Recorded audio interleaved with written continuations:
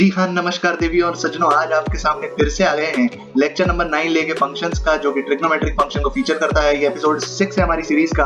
Basically ये episode 6 का part 1 है और ट्रिग्नोमेट्रिक फंक्शंस को मैं चाहता हूँ कि बहुत सारे पार्ट्स में पढ़ाऊँ, तो मैं बहुत सारे पार्ट्स में पढ़ाऊंगा। और तो देखो, नया लुक भी है और नया अंदाज भी है, तो चलिए इसी अंदाज के साथ फटाफट से शुरू कर देते हैं। मैं रेहान हूँ, जैसा कि आप सभी जानते हैं, तो चलो शुरू करते हैं।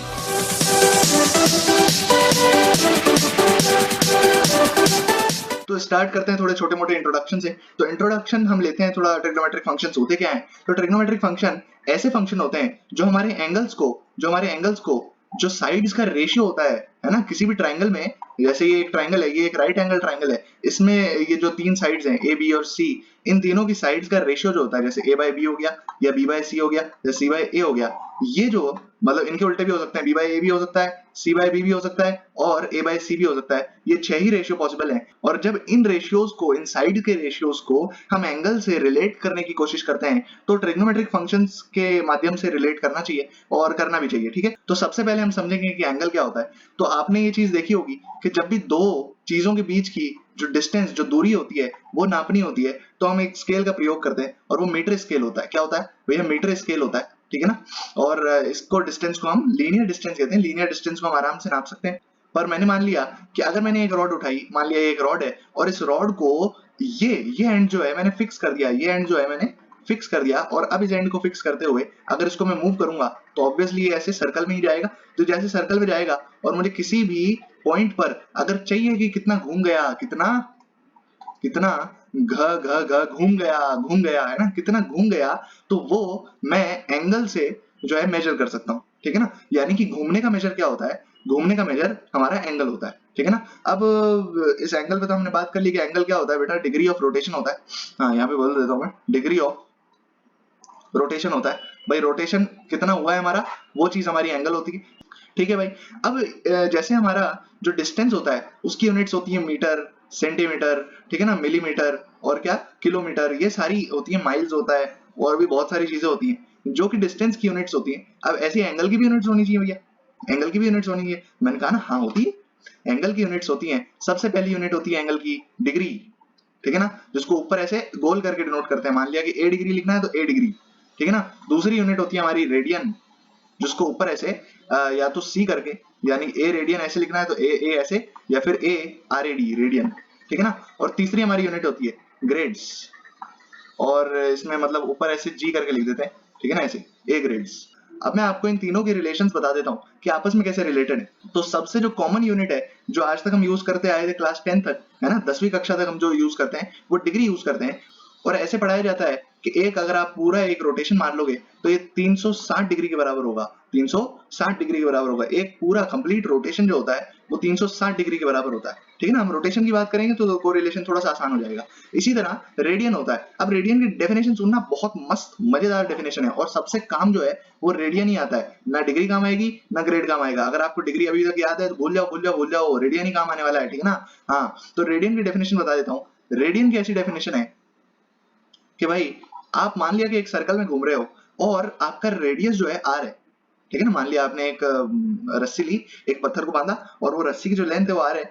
और जिस दिन आप इतना एंगल घूम जाओगे कि जो आपका इतना एंगल घूम जाओगे, ध्यान से मेरे वर्ड्स पे ध्यान देना, आप इतना एंगल घूम जाओगे कि आपका जो रेडियस है वही आपकी आर्क लेंथ बन जाए। यानी कि आपकी आर्क लेंथ किसके बराबर आ जाए? आपकी रेडियस के बराबर। तो अगर ऐसा हो जाए कि आप इतना एंगल घूम जाएं कि आपकी जो आर्क लेंथ है, आर्क लेंथ यानी कि लेंथ ऑफ आर्क, वो आपके रेडियस के बराबर हो जाए, तो आपका ये वाला जो एंगल होता है ये 1 रेडियन कहलाता है। ये 1 रेडियन कहलाता है। और इसी तरह अगर थोड़े मैथमेटिशियंस ने जब नापा कि भाई पूरा एक रोटेशन कितने का होता होगा, तो पूरा रोटेशन इनको मिला कि 2 पाई रेडियंस के बराबर होता है। और ये पाई कौन सा है? हाँ, ये पाई वही है, पाई इक्वल्स टू 3.14, और 1 आगे आगे बहुत ज्यादा होता था, मतलब ये इरेशनल नंबर है थोड़ा सा, ठीक है ना, तो इसलिए, ठीक है ना, नॉन टर्मिनेटिंग और नॉन रिपीटिंग नंबर है। तो 2 पाई रेडियंस के बराबर ये पूरा रोटेशन जो है हमारा आता था। अब हम थोड़ा सा ग्रेड समझ लेते हैं। तो हमें ये चीज पता होनी चाहिए कि हम कोई भी चीज अगर करते हैं तो 10 के मल्टीपल्स में करते हैं। आपको ये चीज तो ध्यान है भाई, हम बड़ा नंबर भी लिखते हैं तो इंटू 10 की पावर कुछ लिख देते हैं, ठीक है ना। हम चाहते हैं कि हमारी जो मल्टीप्लीकेशन और 10 से आसान हो जाती है, डिवीजन 10 से आसान हो जाती है, ठीक है ना, तो हम चाहते हैं हर चीज 10 100 में ही आ जाए। तो अल्ट्रा प्रो मैक्स लेवल के जो मैथमेटिशियंस थे, उन्होंने ऐसा कहा कि हम क्या मानते हैं कि एक पूरा रोटेशन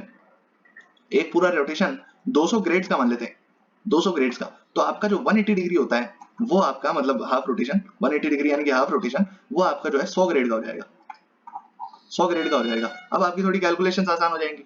पर ये जो है इसको बहुत ही सस्ते बस्ते में टाल दिया गया है ना। डिग्री भी इतना काम नहीं आता, ग्रेड तो बहुत ही फालतू, बहुत ही ज्यादा बकवास चीज थी, और रेडियन सबसे ज्यादा काम आता है, ठीक है ना। तो हम ये सीखेंगे, देखो इसके अंदर डिग्री के अंदर क्या होता था, 360 डिग्री का एक रोटेशन होता था, और इसके अंदर 2 पाई रेडियंस का एक रोटेशन है। तो हम ये चीज समझ सकते हैं कि 2 पाई रेडियन जो है वो जरूर से जरूर 360 डिग्री के बराबर होता होगा, यानी कि पाई रेडियन जो है वो ऑब्वियसली 180 डिग्री के बराबर होता है। आपको सिर्फ ये चीज याद रखनी है कि जो पाई रेडियन होता है वो 180 डिग्री होता है, यानी पाई रेडियन अगर कहीं लिखा हुआ मिल जाए तो आप कह देंगे फटाफट से ये तो 180 डिग्री दिख रहा है ना। दिखना ये चाहिए पर लिखना ये चाहिए।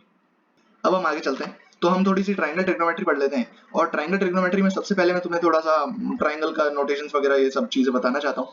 तो एक ट्रायंगल जो होता है वो 3 साइड का पॉलीगन होता है। अब साहब पॉलीगन क्या होता है, हम तो ये जिंदगी में पहली बार सुन रहे हैं कि पॉलीगन क्या होता है। मैंने कहा पॉलीगन कुछ नहीं होता।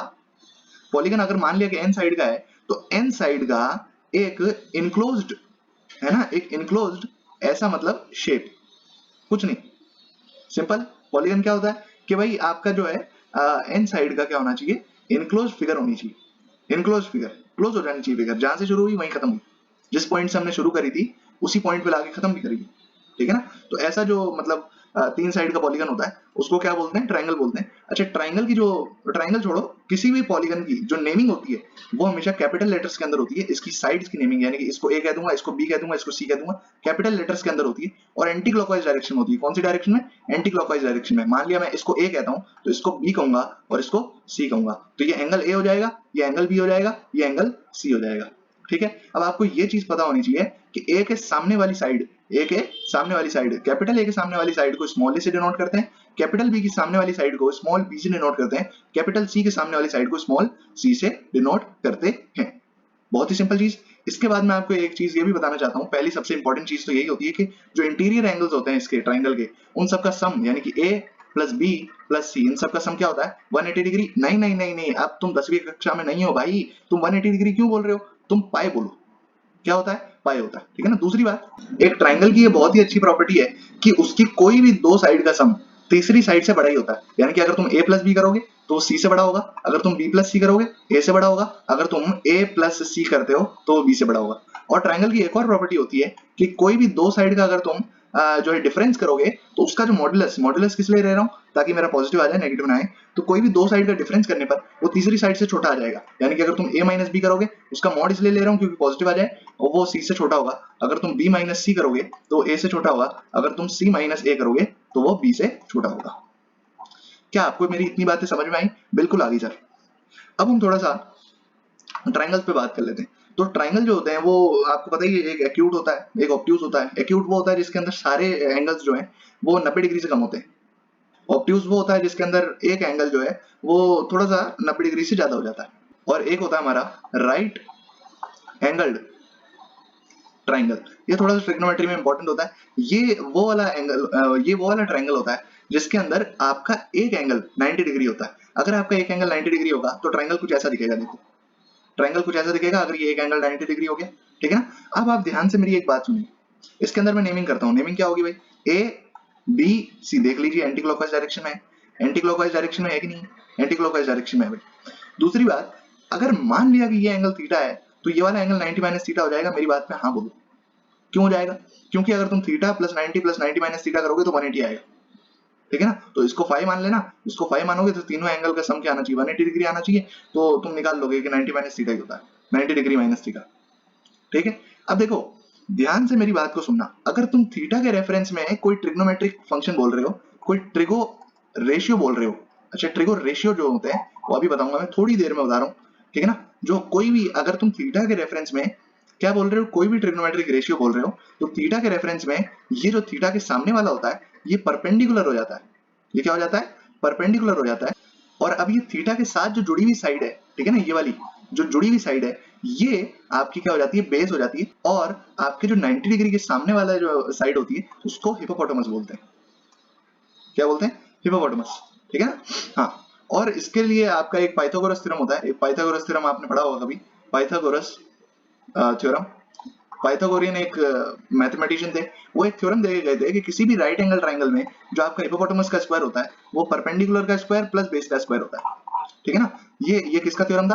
पाइथागोरस थ्योरम, ठीक है।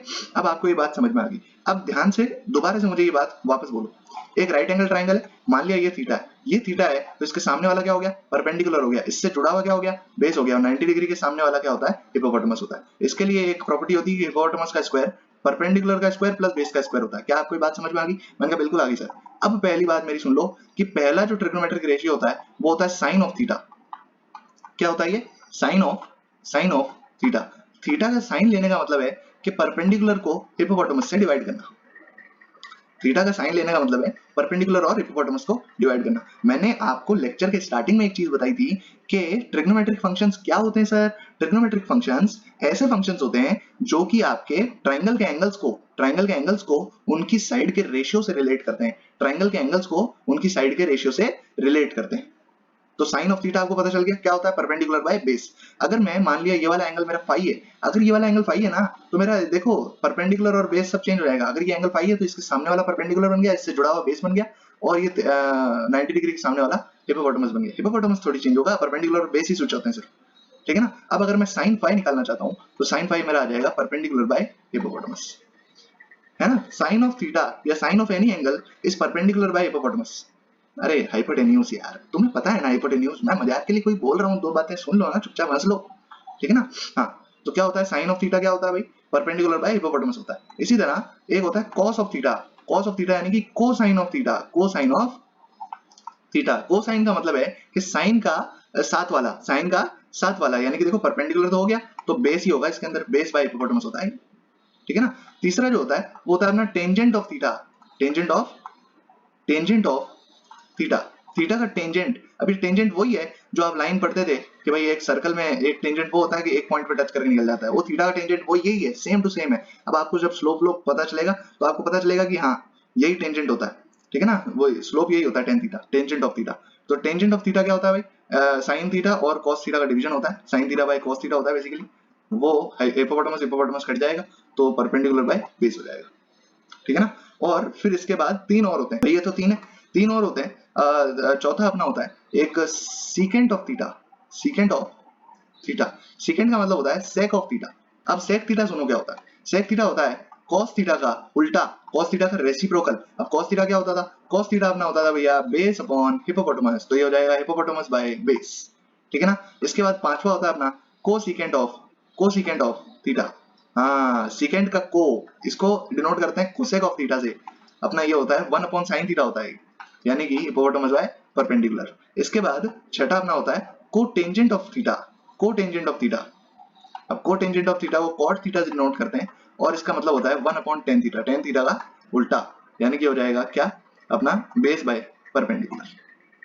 क्या आपको ये इतनी बात समझ में आ गई? अपन वापस से एक बार रिवाइज कर लेते हैं क्या क्या अपन ने अभी तक पढ़ा। अपन ने पढ़ा कि अगर ये एक ट्रायंगल है तो इसके रेफरेंस में, इस थीटा के रेफरेंस में सामने वाला इसका परपेंडिकुलर होता है। अच्छा, 90 डिग्री के सामने वाला जो एंगल होता है वो हिपोपोटामस होता है, और ये जो बची हुई साइड है ये बेस होती है, ठीक है। इसके बाद आपका एक साइन थीटा होता है, साइन थीटा यानी कि sine of theta. Sine of theta लेने का मतलब परपेंडिकुलर बाय हिपोपोटामस निकालना। इसी तरह अपना कॉस थीटा होता है, कॉस थीटा का मतलब होता है बेस बाय हिपोपोटामस निकालना। अच्छा, टेन थीटा होता है, टेन थीटा का मतलब होता है परपेंडिकुलर बाय बेस, और आपको ये भी बता दिया कि sine theta by cos theta होता है, sine theta by cos theta होता है। इसी तरह अपना जो एक होता है कॉट थीटा, कॉट थीटा का मतलब होता है 1 upon tan theta. 1 upon tan theta बोले तो बेस बाय परपेंडिकुलर, या फिर बोले तो cos theta by sine theta, cos theta by sine theta. क्या आपको ये बात समझ में आ गई? और दूसरी बात, दूसरी नहीं, चौथी बात अपनी सेक थीटा एक चीज होती है। सेक थीटा अपना होता है 1 अपॉन कॉस थीटा, और 1 अपॉन कॉस थीटा का मतलब है ये हो जाएगा hypotenuse by base, hypotenuse by base. इसी तरह अपना एक होता है कोसेक थीटा। कोसेक थीटा बोले तो 1 अपॉन साइन थीटा होता है, और 1 अपॉन साइन थीटा का मतलब ये है कि ये हो जाता है हिपोपोटामस बाय परपेंडिकुलर। क्या आपको ये बात समझ में आ गई? मैंने कहा बिल्कुल आ गई सर, बहुत ही बढ़िया समझाते हो सर आप, ठीक है ना। अब अगली अपन बात करते हैं बेसिक ट्रिग्नोमेट्रिक आइडेंटिटीज की, बेसिक ट्रिगो आइडेंटिटीज की। अरे मैं आपको तैयार कर रहा हूँ ताकि जो अभी मैं आपको फेंकने वाला हूँ ना आपके ऊपर, वो आप एकदम हजम कर पाओ, ठीक है ना। बेसिक ट्रिग्नोमेट्रिक आइडेंटिटीज पहली होती है, देखो आपको ये चीज पता है कि हिपोपोटामस का स्क्वायर होता है परपेंडिकुलर का स्क्वायर प्लस बेस का स्क्वायर होता है। तो आप अगर इसके अंदर हिपोपोटामस का स्क्वायर डिवाइड कर देंगे तो ये हो जाएगा परपेंडिकुलर बाय हिपोपोटामस का whole square plus base by hippopotamus का होल स्क्वायर इक्वल्स टू 1 हो जाएगा, ठीक है ना। ध्यान से देखो, परपेंडिकुलर बाय हिपोपोटामस तो साइन थीटा होता है, यानी साइन स्क्वायर थीटा प्लस ये हो जाता है कॉस स्क्वायर थीटा और इक्वल्स टू 1 होता है। तो आपको ये चीज याद रखनी है कि आपका sine square theta plus cos square theta 1 होता है, जबकि थीटा सेम होना चाहिए बस ये, ठीक है ना। Sine square plus cos square 1 होता है अगर आपका ये थीटा सेम है तो। अगली आइडेंटिटी आपकी सेम चीज से निकलती है, सेम चीज से आपकी आइडेंटिटी निकलेगी, है ना। इसको इस वाली आइडेंटिटी को लेना, इस वाली आइडेंटिटी को लेना और आप क्या करना, इसके अंदर साइन स्क्वायर थीटा की डिवाइड कर देना। अगर आप साइन स्क्वायर थीटा की इसके अंदर डिवाइड करोगे तो आपका निकल जाएगा 1 plus cot square theta equals to cosec square theta. Cot square theta कैसे, कि cos theta by sin theta का होल स्क्वायर बनेगा और cot स्क्वायर थीटा हो जाता है। और तीसरी आपकी आइडेंटिटी, अगर इसी वाली इक्वेशन को आप cos स्क्वायर थीटा से डिवाइड कर दोगे तो आपका निकलेगा 1 plus tan square theta equals to sec square theta. बराबर ये तीनों आइडेंटिटी सबसे पहले तो रट लो, बराबर ये तीनों आइडेंटिटी रट लेना। चलो भाई अगली बात करते हैं। अब मैं अगली बात आपको बताना चाह रहा हूँ कि भाई थोड़े ट्रिग्नोमेट्रिक वैल्यूज बताना चाह रहा हूँ। ट्रिग्नोमेट्रिक वैल्यूज थोड़े एंगल्स की आप याद रख लेना, ठीक है ना। कि भाई इन जैसे साइन 0 0 होता है, साइन अगर साइन थीटा में थीटा की वैल्यू अगर 0 डिग्री होगी तो आंसर 0 हो जाएगा। ऐसे करके आपको थोड़ा बहुत याद करना है। तो मैं आपके सामने एक टेबल बना रहा हूँ और फटाफट बना देता हूँ, तो म्यूजिक।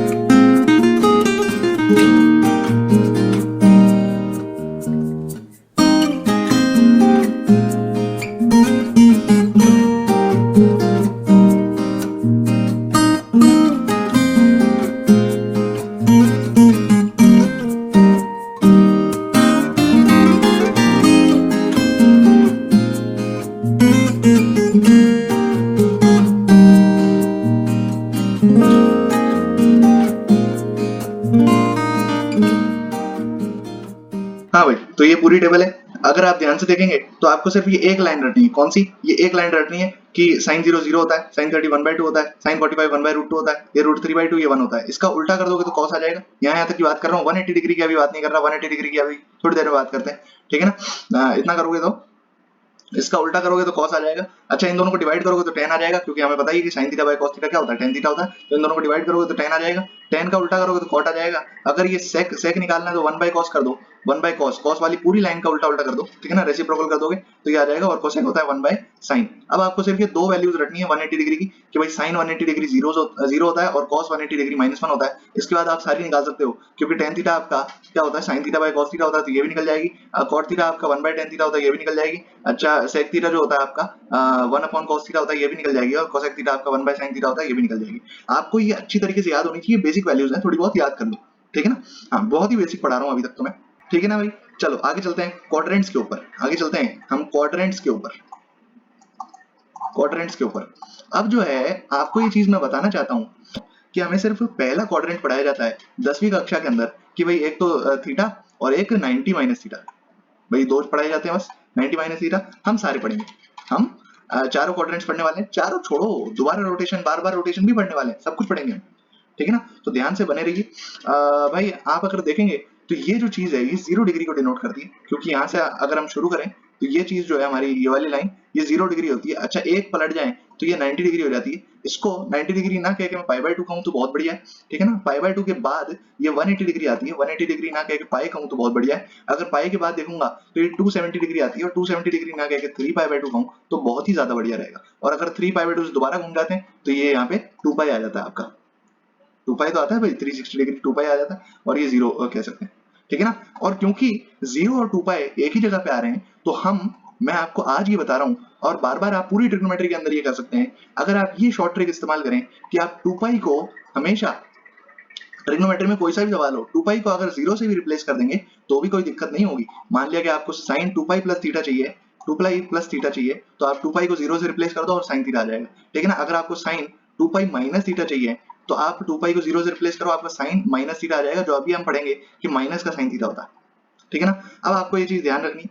दूसरी बात कि इसको फर्स्ट क्वाड्रेंट कहते हैं। ये क्वाड्रेंट का मतलब होता है भाई 90 डिग्री का एक, ये चीज क्वाड्रेंट कहलाता है, क्योंकि भाई ये एक पूरा रोटेशन हो गया, ये एक पूरा रोटेशन हो गया, ये हाफ रोटेशन हो गया, अच्छा ये क्वाड्रिक रोटेशन हो गया, ठीक है ना, 1/4 रोटेशन, ठीक है ना, 1/4 रोटेशन को क्वाड्रिक रोटेशन या फिर क्वाड्रेंट कह दिया, ठीक है। तो फर्स्ट क्वाड्रेंट ये होता है, ये सेकंड क्वाड्रेंट होता है हमारा, ये हमारा थर्ड क्वाड्रेंट होता है और ये हमारा फोर्थ क्वाड्रेंट होता है। अब आपको ये याद रखना है कि फर्स्ट क्वाड्रेंट के अंदर सभी ट्रिग्नोमेट्रिक रेशियो पॉजिटिव होंगे, ऑल पॉजिटिव, सभी ट्रिग्नोमेट्रिक रेशियोज पॉजिटिव होते हैं।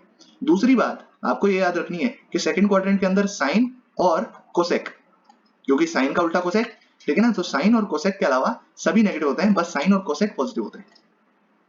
थर्ड क्वाड्रेंट में आपका टेन और कॉट को छोड़ के सभी नेगेटिव होते हैं, ये दोनों पॉजिटिव होते हैं, बस टेन और कॉट पॉजिटिव होते हैं थर्ड क्वाड्रेंट के अंदर। और फोर्थ क्वाड्रेंट में बचे हुए कॉस और सेक, कॉस और सेक इसके अंदर पॉजिटिव होते हैं, बाकी सब इसके अंदर नेगेटिव होते हैं।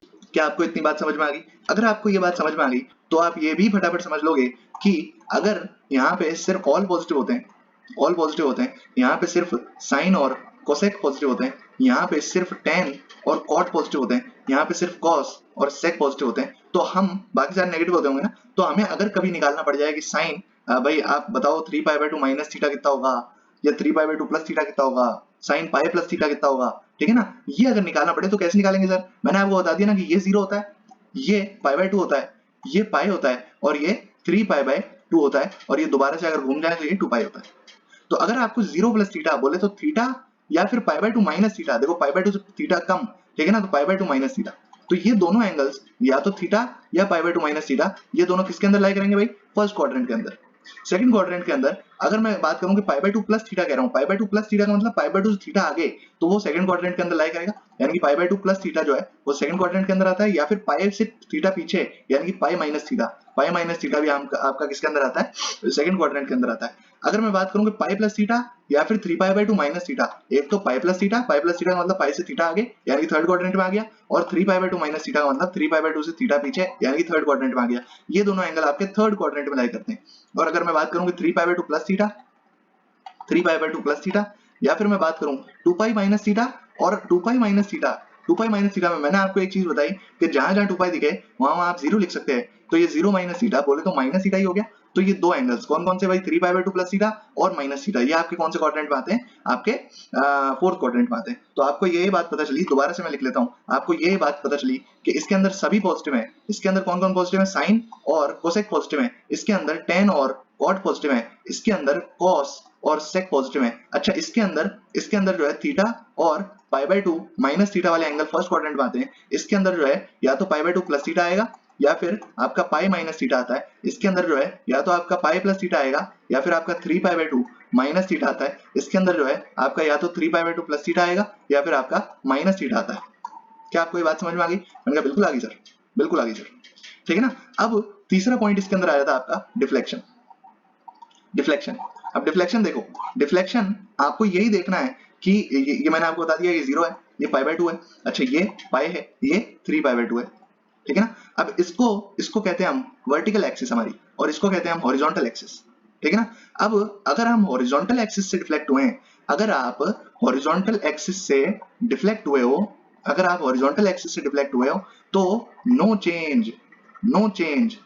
अब मैं अभी बताऊंगा कि चेंज और नो चेंज क्या होता है, तो नो चेंज। और अगर आप वर्टिकल एक्सिस से डिफ्लेक्ट हुए हो, वर्टिकल एक्सिस से डिफ्लेक्ट हुए हो तो चेंज, तो चेंज, ठीक है ना, बहुत ही सिंपल। अब देखो हॉरिजॉन्टल एक्सिस से डिफ्लेक्ट होना और वर्टिकल एक्सिस से डिफ्लेक्ट होना क्या मतलब है सर, और चेंज होने का क्या मतलब है? अब चेंज का मतलब बता देता हूं सबसे पहले तो आपको। चेंज का मतलब है कि साइन कॉस बन जाएगा, कॉस साइन बन जाएगा, ठीक है ना, टेन कॉट बन जाएगा और कॉट टेन बन जाएगा, सेक कोसेक बन जाएगा और कोसेक सेक बन जाएगा। ये किसका मतलब है भैया? चेंज का मतलब है, ये चेंज होने का मतलब है। और नो चेंज का मतलब कि साइन साइन रहेगा, कॉस कॉस रहेगा, टेन टेन रहेगा, कॉट कॉट रहेगा, सेक सेक रहेगा और कोसेक कोसेक रहेगा।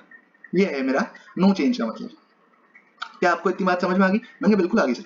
अब देखो डिफ्लेक्शन का क्या मतलब है। डिफ्लेक्शन का मतलब ये है कि मान लिया कि आपको साइन निकालना है π/2 माइनस थीटा, तो π/2 कहाँ आता है? सबसे पहले आप π/2 ढूंढो, π/2 ये रहा, तो π/2 माइनस थीटा मतलब π/2 से थीटा कम, तो कौन सी एक्सिस से मैं डिफ्लेक्ट हुआ? मेरी वर्टिकल एक्सिस से हुआ, तो चेंज होगा कि नहीं होगा? चेंज होगा सर। क्या बन जाएगा? ये कॉस बन जाएगा। अब अपन लिखेंगे कि इसके अंदर साइन पॉजिटिव होता है कि नेगेटिव होता है? फर्स्ट क्वाड्रेंट में तो ऑल पॉजिटिव होता है, तो ये भी पॉजिटिव रहेगा, और यहाँ पे थीटा की जगह थीटा आ जाएगा, तो sine π/2 minus theta cos theta हो जाता है। इसी तरह अगर मैं बात करूं कि sine pi pi plus theta कितना होता होगा, पाई प्लस थीटा यानी कि पाई एरा तो थीटा आगे, पाई से थीटा आगे, ये तो हॉरिजॉन्टल एक्सिस से डिफ्लेक्ट हो रहा है। पहली बात तो सर कि पाई से थीटा आगे है तो ये थर्ड क्वाड्रेंट में पहुंच जा रहा है, और थर्ड क्वाड्रेंट में मुझे बताया कि साइन जो होता है नेगेटिव होता है, क्योंकि टेन और कॉट पॉजिटिव होते हैं सिर्फ। तो थर्ड क्वाड्रेंट में क्योंकि साइन नेगेटिव है तो यहाँ पे नेगेटिव से खुलेगा, और क्योंकि ये हॉरिजॉन्टल एक्सिस से डिफ्लेक्ट हुआ है तो यहाँ पे साइन का साइन रहने वाला है और यहाँ पे अंदर थीटा हो जाने वाला है। इसी तरह अगर मैं निकालूं कि साइन माइनस थीटा मेरा कितना होता है, साइन माइनस थीटा, सर मैंने कहा कि माइनस थीटा तो भैया यहाँ ये वाले क्वाड्रेंट में आता है, माइनस थीटा कौन से वाले क्वाड्रेंट में आता है, अपना फोर्थ क्वाड्रेंट में आता है, और फोर्थ क्वाड्रेंट में हमें ये पता है कि माइनस थीटा निकलता है 2 पाई माइनस थीटा से। ये डिराइव कहां से हुआ था, 2 पाई माइनस थीटा डिराइव हुआ था, और 2 पाई माइनस थीटा का मतलब हॉरिजॉन्टल एक्सिस से डिफ्लेक्शन बोले तो चेंज तो नहीं होना, नो चेंज, ठीक है ना। और क्योंकि फोर्थ क्वाड्रेंट में साइन नेगेटिव होता है तो माइनस का साइन थीटा आ जाएगा, जबकि जो cos माइनस थीटा है, cos माइनस थीटा क्या हो जाएगा, मेरा cos थीटा हो जाएगा। क्यों, क्योंकि देखो हॉरिजॉन्टल एक्सिस से डिफ्लेक्शन हुआ तो चेंज तो नहीं हुआ, और फोर्थ क्वाड्रेंट में अपना cos पॉजिटिव होता है तो पॉजिटिव का पॉजिटिव रहा। क्या आपको अब ये बात समझ में आ गई? मैं आशा करता हूँ कि आपको ये चीज तो समझ में आ ही गई होगी। अगर मैं निकालूं कि tan मेरा पाई माइनस थीटा कितना होता है, तो tan पाई माइनस थीटा के लिए आप कहेंगे कि सर tan पाई, अच्छा पाई से थीटा कम बोले तो सेकंड क्वाड्रेंट में पहुंच गया। अगर मैं सेकंड क्वाड्रेंट की बात करूं तो सर मेरा सेकंड क्वाड्रेंट में tan तो नेगेटिव होता है यानी कि नेगेटिव खुलेगा, और क्योंकि मैं हॉरिजॉन्टल एक्सिस से डिफ्लेक्ट हुआ हूं तो tan का tan रहेगा और पाई माइनस थीटा की जगह थीटा आ जाएगा सर। क्या आपको इतनी बात समझ में आ गई? मैं आशा करता हूँ कि आपको इतनी बात तो समझ में आ ही गई होगी, ठीक है ना। अब अगर मैं बात करता हूँ कि मुझे निकालना है मेरा cos of 3 pi by 2 minus theta, और 3 पाई बाय 2 माइनस थीटा मतलब है सर मैं बना लेता हूँ कि 0 ये पाई बाय 2, अच्छा ये पाई और ये सर 3 पाई बाय 2, और मैं अगर बात करता हूँ 3 पाई बाय 2 माइनस थीटा की तो 3 पाई बाय 2 माइनस थीटा में मैं थर्ड क्वाड्रेंट में पहुंच जाता हूँ। थर्ड क्वाड्रेंट मेरा cos जो होता है नेगेटिव होता है, अच्छा क्योंकि मैं वर्टिकल एक्सिस से डिफ्लेक्ट हुआ हूँ तो cos का बन जाएगा मेरा साइन, और 3 पाई बाय 2 माइनस थीटा की जगह आ जाएगा सिर्फ थीटा। तो ये मेरा आंसर आ गया, ठीक है ना, ये मेरा आंसर आ गया भाई। ये मेरे क्वाड्रेंट्स कंप्लीट हो गए हैं यहाँ पे, और मैं आशा करता हूँ कि आपको इतनी थ्योरी तो समझ में आई। मैंने किस किस बारे में बात करी वो दोबारा से अपन देख लेते हैं। सबसे पहले मैंने एंगल की बात करी, एंगल क्या होता है, डिग्री ऑफ रोटेशन होता है। दूसरी मैंने बात करी कि एंगल्स की यूनिट क्या होती है, कौन सी यूनिट काम में लेते हैं हम, रेडियन काम में लेते हैं। आपको ये चीज बता दी कि पाई रेडियन 180 डिग्री के बराबर होता है। आपको ये बताया मैंने कि जो साइन थीटा होता है वो परपेंडिकुलर बाय हिपोपोटेमस होता है, cos theta base by hippopotamus होता है, tan थीटा आपका परपेंडिकुलर बाय बेस होता है, इसी तरह sec थीटा आपका जो होता है वो अपना cos थीटा का उल्टा होता है यानी कि हिपोपोटेमस बाय बेस, और जो cosec थीटा होता है वो sin थीटा का उल्टा होता है यानी कि हिपोपोटेमस बाय परपेंडिकुलर, और cot थीटा जो होता है वो tan थीटा का उल्टा होता है यानी कि बेस बाय परपेंडिकुलर। दूसरी आपको ये बात बताई कि जो साइन स्क्वायर थीटा होता है plus cos square theta equals to 1 होता है, 1 plus cot square theta cos square theta होता है, और 1 plus tan square theta sec square theta होता है। ये तीन बहुत बेसिक आइडेंटिटी है, याद रखनी है। फिर मैंने आपको ये टेबल लिखवाई जिसके अंदर मैंने सम स्टैंडर्ड एंगल्स की बात करी कि sin 0 0 होता है, sin 30 जो होता है वो 1/2 होता है। अच्छा 30 जो होता है मैं आपको इसकी रेडियन फॉर्म भी बता देता हूँ। जो 0 होता है वो तो 0 रेडियन होता है, 30 जो होता है वो पाई बाय 6 रेडियन होता है, 45 जो होता है वो पाई बाय 4 रेडियन होता है, 60 डिग्री पाई बाय 3 रेडियन होता है, 90 डिग्री पाई बाय 2 रेडियन होता है, और 180 डिग्री पाई रेडियंस होता है, ठीक है ना। तो आपको ये भी चीज याद हो जाएगी कि साइन पाई बाय 2 हमेशा 1 होता है, साइन जो है पाई बाय 4 1/√2 होता है। तो ये आप पूरी टेबल जो है मैं आशा करता हूँ कि आप याद कर लेंगे, और बहुत आसान होता है याद करना। अगर आप YouTube पे सर्च मारेंगे, क्योंकि आप YouTube पे आ ही चुके हैं, तो YouTube पे इस चीज सर्च मारिए कि trick to remember some standard values of trigonometric function, तो आपको आसानी से एक ट्रिक मिल जाएगी बहुत ही। और मैं भी अगर मुझे टाइम मिलेगा तो मैं भी एक शॉर्ट्स डाल दूंगा, YouTube शॉर्ट्स होते हैं वो भी डाल सकता हूँ, तो वो अपन कोशिश कर लेंगे एक बार, है ना। फिर मैंने आपको एक क्वाड्रेंट्स की कहानी बताई। इसके अंदर फर्स्ट क्वाड्रेंट में सभी पॉजिटिव होते हैं, सेकंड क्वाड्रेंट में साइन और कोसेक, तीसरे क्वाड्रेंट में tan और cot, और चौथे क्वाड्रेंट में cos और sec पॉजिटिव होते हैं, बाकी सारे नेगेटिव होते हैं। अच्छा फिर जो है मैंने आपको ये चीज बताई कि डिफ्लेक्शन वाली एक चीज होती है कि अगर आप हॉरिजॉन्टल एक्सिस से डिफ्लेक्ट हो रहे हो तो आपका चेंज नहीं होगा, पर अगर वर्टिकल एक्सिस से डिफ्लेक्ट हो रहे हो तो आपका चेंज होगा। चेंज क्या होता है कि साइन का cos बन जाता है, cos का साइन बन जाता है, tan का cot बन जाता है, cot का tan बन जाता है, sec का cosec बन जाता है, cosec का sec बन जाता है। ये आपका चेंज होता है। इसके बाद जो मुझे एक लास्ट चीज बतानी है आज के इस बेसिक ट्रिग्नोमेट्री के लेक्चर में, वो मुझे बतानी है कि जो ट्रिग्नोमेट्री होती है और वो ट्रिग्नोमेट्री बेसिकली स्टार्ट तो अपने ट्रायंगल से हुई थी, पर अब क्योंकि हम बड़े हो चुके हैं तो हम थोड़ी सी सर्कल्स की भी बात कर लेते हैं इसके अंदर। ट्रिग्नोमेट्री बेसिकली सर्कल का पार्ट होती है कि सर्कुलर फंक्शंस कहते हैं इनको, साइन कॉस इन सबको ट्रिग्नोमेट्रिक फंक्शन तो कहते ही कहते हैं। जैसे साइन एक्स हो गया, कॉस एक्स हो गया, है ना, tan एक्स हो गया। इसके अंदर मैंने x रख दिया, देखो इस बार थीटा नहीं है, थीटा अपना कांस्टेंट होता था, x अपना वेरिएबल है जो कि इंडिपेंडेंट वेरिएबल है और अपना इनपुट वैल्यू भी है। तो ऐसे ही मतलब sec x, cosec x और cot x, तो ये सारे जो होते हैं सर्कुलर फंक्शंस होते हैं। क्या होते हैं?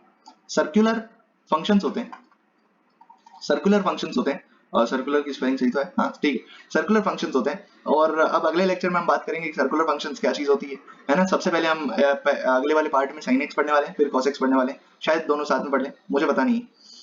अच्छा, इसके अंदर मैं आपको एक बात बता देता हूँ कि अगर मान लिया कि आप इसके अंदर थीटा घूम गए हो, थीटा रेडियन घूम गए हो, एक सर्कल के अंदर अगर आप थीटा रेडियन घूम गए हो आपके आर रेडियस के सर्कल में, और अगर आपकी जो आर्क लेंथ है वो एल है, ठीक है ना, तो आपका थीटा जो होता है वो एल बाई आर होता है, थीटा जो होता है एल बाई आर होता है। शर्त यही है कि जो आपका थीटा है वो रेडियंस के अंदर होता है, थीटा जो आपका है रेडियंस के अंदर होता है। तो मैं आशा करता हूँ कि आपको ये पूरा लेक्चर बहुत ही अच्छे से समझ में आया। इसके अंदर हमने जो बातें करी वो बहुत ही बेसिक ट्रिग्नोमेट्री की है, क्योंकि मैं ये मान के चल रहा हूँ, क्योंकि मुझे आपका लेवल नहीं पता है, मैं ये मान के चल रहा हूँ कि आप बहुत ही बेसिक से स्टार्ट कर रहे हो कैलकुलस को, और अगर आपको कैलकुलस को बिल्कुल डीप से पढ़ना है तो आपको बेसिक से एडवांस उठ के आना पड़ेगा, ना कि सीधा एडवांस अपन चल जाएंगे। अपन बहुत ही बेसिक लेक्चर कर रहे हैं, तो आशा करता हूँ कि आपको ये लेक्चर समझ में आए। तो चलिए ठीक है, आज के लिए तो इतना बहुत है, और नेक्स्ट लेक्चर जो हमारा होने वाला है वो ट्रिग्नोमेट्रिक फंक्शन का पार्ट 2 होने वाला है, जो कि अपना एपिसोड 6.2 होगा।